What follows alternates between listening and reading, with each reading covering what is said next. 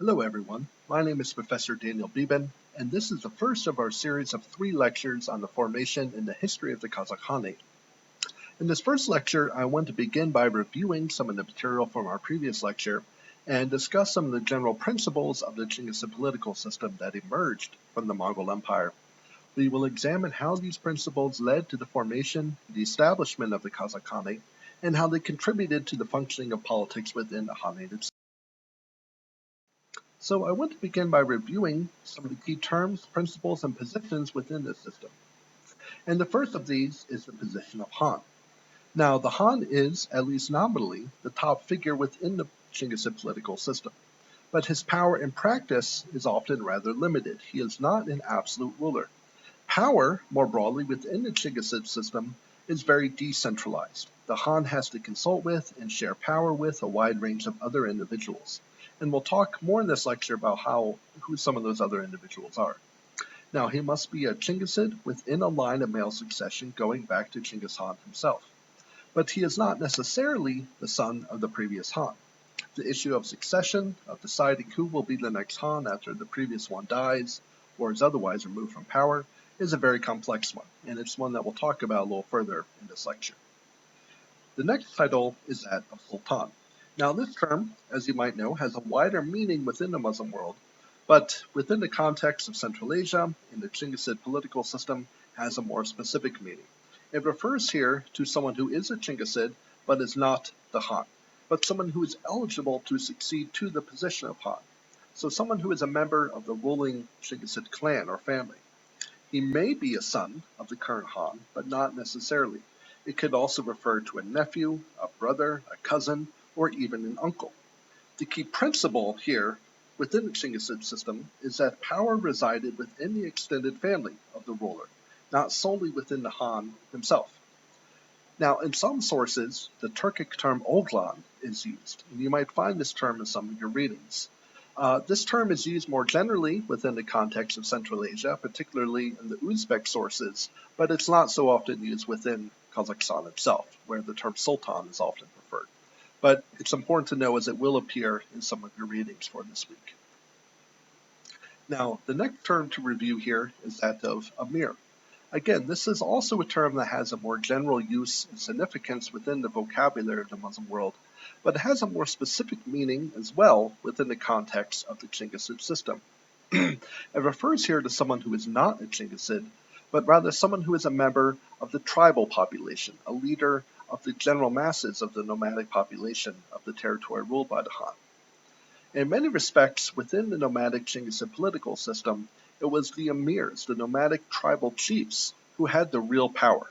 The Han was often more of a symbolic or a figurehead ruler, but it was the tribal chiefs who were the ones who were the closest to the people, who were known to the people, who commanded their respect. And they were the ones who had authority for things like mobilizing troops for military campaigns, for collecting taxes or revenue, and for distributing resources among their people. And also, as you will see from your readings for this week, the emirs also played a very key role in deciding the question of succession of Han. And they could also remove a Han from power if they did not like him or support him for some reason. So the emirs were very powerful figures, and the Hans were constantly forced to negotiate with them and were very much dependent upon them for their authority. So their position illustrates the decentralized nature of the Chinggisid political system. And in some cases, the emirs could become even more powerful than the Han himself. One very prominent example of this is that of Emir Timur, the great conqueror of the late 14th and early 15th century, who lived within the Khanate of Chagatai in Central Asia. Now, throughout his career as a conqueror, Timur always maintained a figurehead Han, and he always pretended, at least, to work under that Han's authority, even though everyone knew that the real person in charge was Timur himself, that he was the undisputed ruler of the territory. So the example of Timur, in fact, illustrates two very important principles of the Chinggisid system. The first is the fact that, as I've mentioned, the power of the Han was often quite limited. It was a more symbolic or figurehead role. But it also illustrates a very important symbolic nature of the Han's role. The fact that it was always important, despite whoever had power in a real sense, it was always important to at least maintain the position of Han as a way of demonstrating political unity as a way of demonstrating the significance of that principle of descent going back to the figure of Genghis Khan himself. And what is significant is the longevity of this principle. This remained true even after the Russian conquest of the steppe, in which we'll see later in this course the Russians continued to rely upon Chinggisids as their administrators within the Kazakh steppe. So it was a very long-standing principle, remained in operation in practice down to the 19th century, but in some ways, in principle, even down to the early Soviet period. Now, there's one more comment that needs to be made about this terminology. The term Amir is the more popular term that is used throughout Central Asia for this position of the non-Chinggisid tribal chief.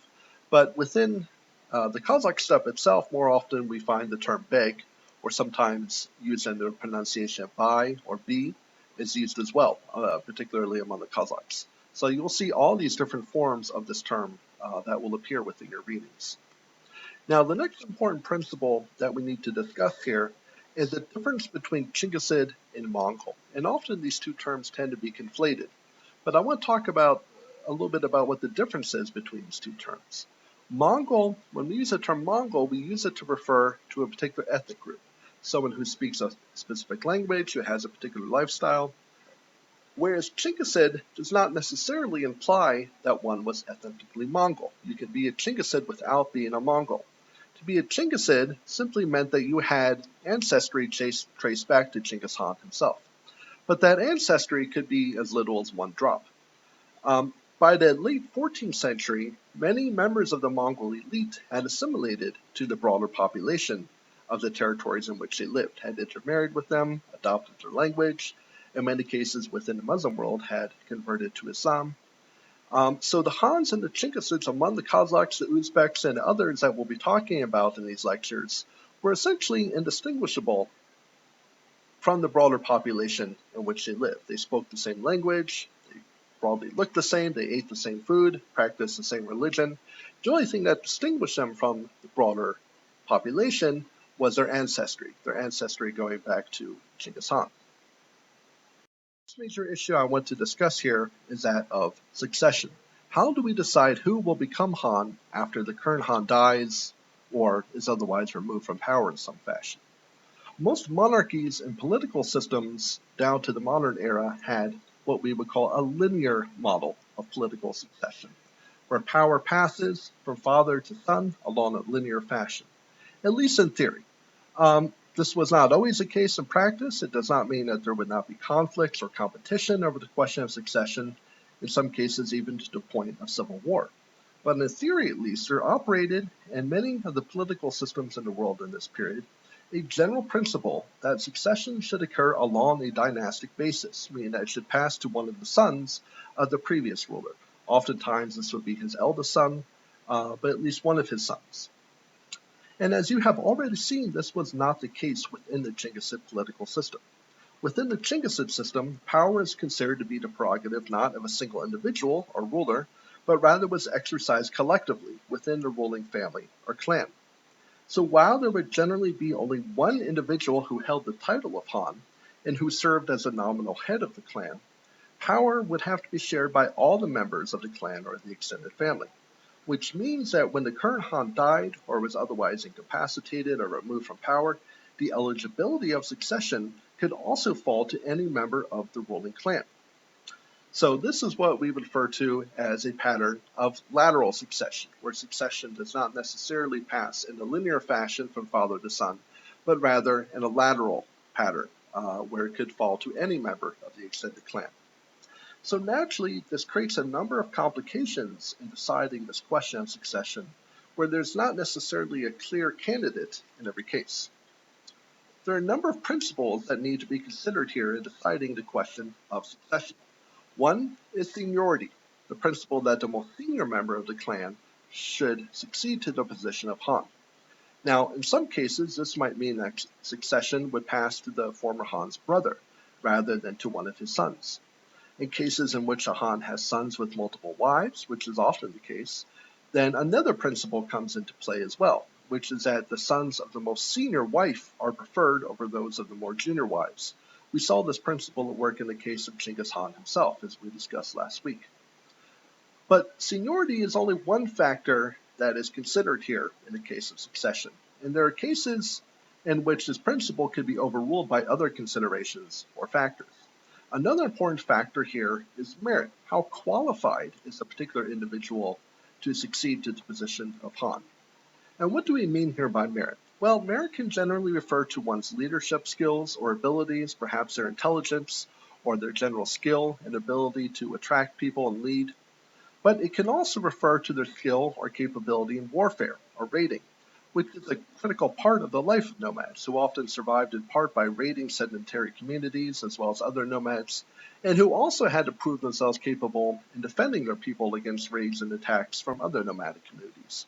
So warfare was a constant factor of life among nomads, and in order to be a ruler among nomads, one had to prove oneself capable within warfare.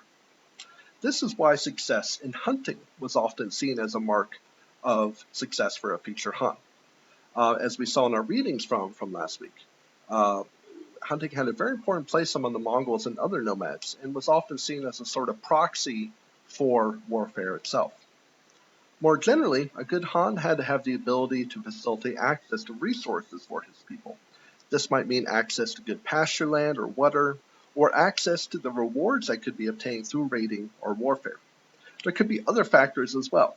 A potential Han could possess charismatic authority, as we discussed in our previous lecture. He could have simply an attractive personality type that encourages other people to follow him. He could also have some manner of religious or spiritual authority that would elevate him over other claimants, and we'll look at one example of this in our next lecture. So as you can see, there are all sorts of factors that come into play when deciding the question of succession within the Chinggisid system. And there's any combination of these factors that could come into play in any one particular scenario. So let us examine this issue through the example of a hypothetical Han who has 3 sons. And keep in mind that many Hans throughout history had more than 3 sons, in some cases many more. Jochi, for example, is said to have had 12 or 13 sons. So in many cases, the situation could be even more complicated than what is portrayed here. But let's say, for the sake of argument in this case, that upon the death of the current Han, his oldest son proves himself to have the most merit and succeeds him in the position of Han. Now, where things get interesting is in the question of what happens after this individual dies. So after the Han's son dies, who will succeed him as Han?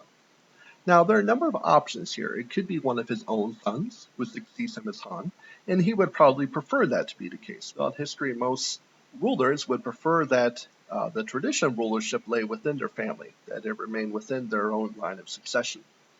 But remember that the seniority principle is still in place. So succession could fall to one of the former Han's brothers, or what we would call lateral succession. If one of his uncles is still alive, meaning one of the brothers of the Han before him, then it could go back a generation and fall to one of his uncles. Or it could be the case of one of his nephews, meaning the son of one of his brothers proves himself to be an exceptionally strong leader on the battlefield, or to have a great deal of charismatic authority, in which case succession could pass to him. Altogether, in this scenario, there are up to 13 possible claimants to the position of Han. And of course, with each generation, the potential number of claimants will multiply even further. Some of the potential benefits and drawbacks to the system. One benefit, as we have seen, is that the system is more meritocratic.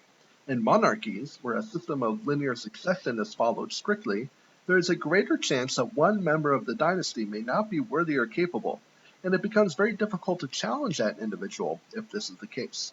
But within the Chinggisid system, because there is a much greater level of competition for power, therefore there is a greater chance that whoever is selected will prove to be a more capable leader. Although this is not always the case, as you will see in your readings as well. The system is also more democratic in the sense that potential successors cannot rely simply upon their ancestry, of the fact of their having been the son of the previous Han, but rather he must negotiate with and win support from the broader population. And consequently, leaders within the system are more accountable to their people, are more responsible to the will of their people, at least in theory. But there are also a number of drawbacks within the system that need to be considered as well. First of all, since the process is competitive and there's always a possibility that this competition could lead to violence between claimants, which in fact happens quite frequently, as we will see.